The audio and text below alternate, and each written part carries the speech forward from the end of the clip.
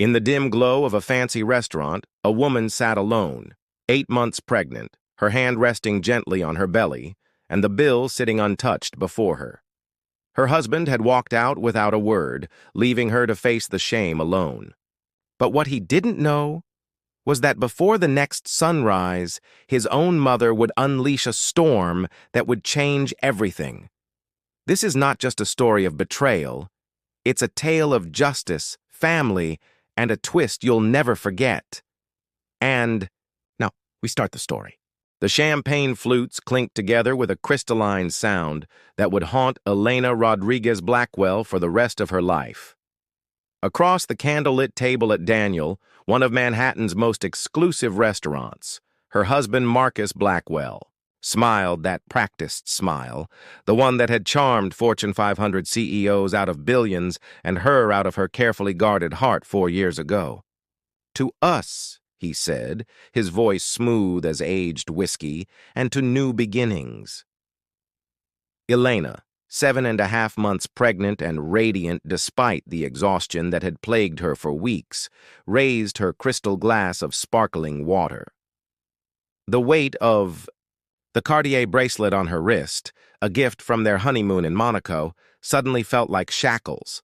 Something in Marcus's tone made her stomach clench with a dread that had nothing to do with morning sickness.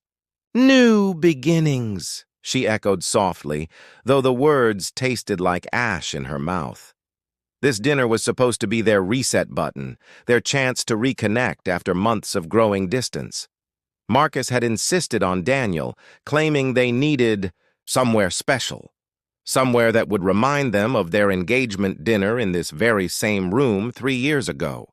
But now, looking into his steel-gray eyes, Elena saw nothing of the man who had once recited poetry to her in 3 languages. Marcus Blackwell was everything society pages had taught her to want, 6'2" of aristocratic perfection, with the kind of generational wealth that opened doors before he even knocked. At 36, he commanded a tech empire worth over $800 million, built on the foundation of his family's old money and his own ruthless brilliance. When they'd met at the Met Gala, Elena had been a rising curator at the Guggenheim, passionate about bringing contemporary Latin American art to mainstream audiences.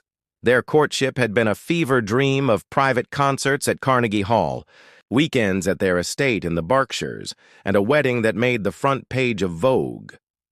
Elena had thought she was living in a modern-day Cinderella story. She'd been wrong. She'd been living in Bluebeard's castle, and she was only now glimpsing the locked room. "You look beautiful tonight," Marcus said, but his eyes were already distant, calculating.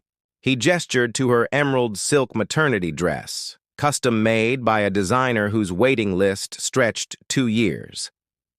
"That color suits you." "Thank you." Elena touched her throat, where a strand of South Sea pearls, another gift, another chain, caught the light. "Marcus, I've been thinking about what you said last week about us needing to talk." "Yes." He cut her off with surgical precision, setting down his glass of Dom Perignon with deliberate care. "That's exactly why we're here." The baby kicked hard against Elena's ribs, as if sensing the shift in atmospheric pressure. Their daughter, they'd already chosen the name Isabella, had been active all evening, responding to her mother's anxiety with restless movement. "Elena," Marcus began, his voice taking on the tone he used during board meetings, "I need you to understand that what I'm about to say comes from a place of practicality, not emotion." The restaurant continued its elegant ballet around them.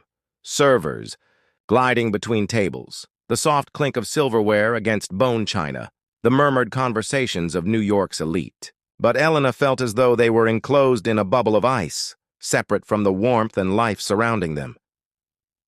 "I've been doing a lot of thinking about our future," he continued, "about what's best for everyone involved, and I've come to the conclusion that this marriage has run its course." The words hung in the air like smoke from a gun. Elena felt the blood drain from her face, her hand instinctively moving to cradle her belly.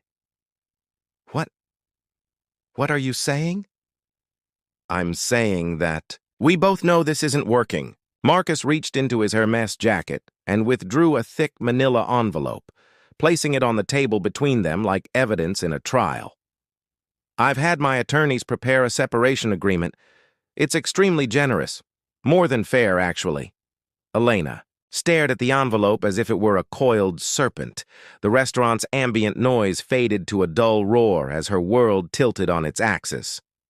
Marcus, I'm 7 months pregnant with your child, which is precisely why we need to handle this with maturity and discretion, he interrupted, his voice taking on that patronizing edge that had become increasingly familiar.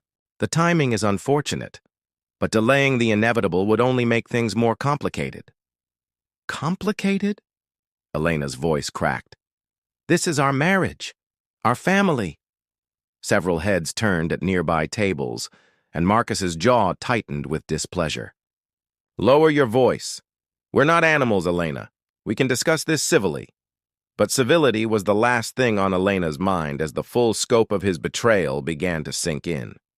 While she'd been preparing the nursery in their Central Park West penthouse, choosing between ivory and cream for the walls, he'd been consulting with divorce attorneys. While she'd been dreaming of their daughter's first Christmas, he'd been calculating asset division. The apartment on East 74th is yours, Marcus continued as if reading from a script. Fully furnished, of course. The trust fund for the child is substantial. She'll want for nothing. There's even a generous monthly allowance for you, provided you sign without contest. You're divorcing me. The words came out as a whisper, but they might as well have been screams. I'm offering you a dignified exit, he corrected coldly. I've already had my personal effects removed from the penthouse. This is simply the legal formality. Elena felt as though she were drowning in plain sight, surrounded by people who couldn't see her going under. The betrayal was so complete, so perfectly orchestrated that she could barely process it. He'd planned every detail while she'd been, living in blissful ignorance, believing they were building a life together. Marcus stood, straightening his custom suit with practiced efficiency. He looked down at her, his pregnant wife, the mother of his child, with the same expression he might wear while terminating an underperforming employee. The bill will be brought to you shortly, he said, his voice devoid of emotion. Consider it a farewell gesture. My driver is waiting outside. He leaned down, his breath cold against her ear. Don't try to contact me, Elena. My lawyers will handle everything from here. And then he was gone, striding through the restaurant, with the confident gait of a man who had just solved a problem, leaving Elena alone at the table with the ruins of her life scattered around her like broken glass. The waiter who approached Elena's table at Daniel carried himself with the practiced discretion of someone who had witnessed countless personal dramas unfold among the city's elite. His name tag read Francois, and his kind eyes took in the scene with professional concern. The abandoned chair, the unopened envelope, the woman clearly struggling to maintain her composure. Madam, he said softly, presenting the leather-bound check folder with the reverence typically reserved for religious artifacts. Whenever you are ready. Elena's hands trembled as she opened it. The numbers swam before her eyes. For $247.63. The bottle of Dom Perignon that Marcus had ordered, the one she couldn't even drink, cost more than most people's monthly rent. The Wagyu beef he'd barely touched could have fed a family for weeks. She reached for her purse with movements that felt mechanical, divorced from conscious thought. Her personal credit card, the one account Marcus didn't control, had a limit of barely $3,000. As Francois discreetly processed the payment, Elena felt the last of her financial independence evaporate. The walk through Daniel's elegant dining room felt like a perp walk.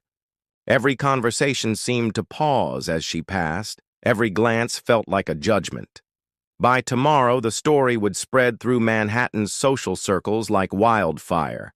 Elena Blackwell, abandoned at dinner, left to pay a bill she couldn't afford, by the husband who was divorcing her. The November night air hit her face like a slap, sharp and unforgiving. Elena stood on the sidewalk, her breath forming clouds in the cold, and realized she had nowhere to go. The penthouse was no longer hers. Marcus had made that clear. Her old apartment had been given up years ago when she'd moved into his world of privilege and control. At 2:47 a.m., from a modest hotel room in Midtown that had taken the last of her available credit, Elena Rodriguez Blackwell made a phone call that would change everything. Her fingers shook as she scrolled through her contacts. Past names of friends who had slowly faded away during her marriage. Past family members in Chicago who would ask too many questions, until she found the one person who might understand the depth of her betrayal. Victoria Blackwell answered on the second ring, her voice alert despite the ungodly hour. "Elena, what's happened?" The question opened floodgates. Through tears and rage, Elena poured out the entire story. The calculated cruelty at dinner, the envelope filled with legal documents, the public humiliation, the financial abandonment. She told Victoria about the empty penthouse, about having to borrow cab fare from the hotel desk clerk, about feeling like a stranger in her own life. On the other end of the line, Victoria Blackwell listened with the focused intensity of a surgeon, receiving critical patient information. At 71, she was still formidable, silver-haired, steel-spined, with the kind of quiet power that came from 3 generations of accumulated influence and wealth. Unlike her son's flashy displays of success, Victoria's strength was old school, understated, and infinitely more dangerous. "Where are you staying?" Victoria asked, her voice deceptively calm. "The Lexington Hotel on East 48th, Elena whispered. "Room 412. Victoria, I don't know what to do. I have no money, nowhere to go. You stay exactly where you are," Victoria commanded. "I'll be there within the hour." What Elena didn't know was that Victoria had been watching her son's increasingly erratic behavior for months. The late-night business meetings, the unexplained expenses, the way he'd grown cold toward his pregnant wife, it all painted a picture that made Victoria's blood boil. She had built the Blackwell empire from her grandfather's railroad fortune, carefully nurturing it through 2 world wars and countless economic downturns. She had not sacrificed decades of her life building a legacy so that her son could destroy it with his ego and cruelty. When Victoria's Bentley pulled up to the modest hotel, she stepped out looking like an avenging angel dressed in Armani. Elena, still in her emerald maternity dress from dinner, looked small and broken in the fluorescent lighting of the lobby. "You're coming home with me," Victoria said, wrapping an elegant cashmere coat around Elena's shoulders. "And tomorrow morning, we're going to teach my son that actions have consequences." The guest suite in Victoria's Fifth Avenue mansion was larger than Elena's old apartment. As dawn broke over Central Park, Victoria sat in her private study making phone calls that would reshape Marcus's world. Her first call was to Davidson, Sterling and Associates, not just any family law firm, but the legal equivalent of a surgical strike team. Her second was to her longtime financial advisor, requesting an immediate audit of all accounts connected to Marcus's business ventures. The third call was the most devastating, to the private investigator she'd retained 3 months earlier when she'd first suspected Marcus of infidelity. By 9:30 a.m., the machinery of justice was in motion. The emergency petition filed in Manhattan Family Court wasn't just a divorce proceeding, it was a declaration of war. Victoria had provided her legal team with information that Marcus never suspected she possessed.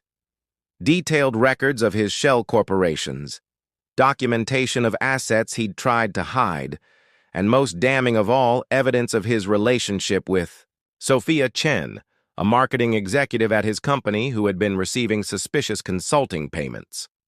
The papers were served at Marcus's office during his weekly board meeting, in full view of his investors and department heads. The process server didn't just hand him the documents, he announced them, as required by law, in a voice that carried across the conference room. "Marcus Jonathan Blackwell, you are hereby served with an emergency petition for divorce, spousal, support, and child custody, filed in the Supreme Court of New York County. The room fell silent. Marcus's face went white as he read the first page, then red with rage as he saw his mother's signature on the supporting affidavit. Victoria hadn't just sided against him, she had provided his enemies with ammunition he never knew existed. His phone was ringing before the process server reached the elevator.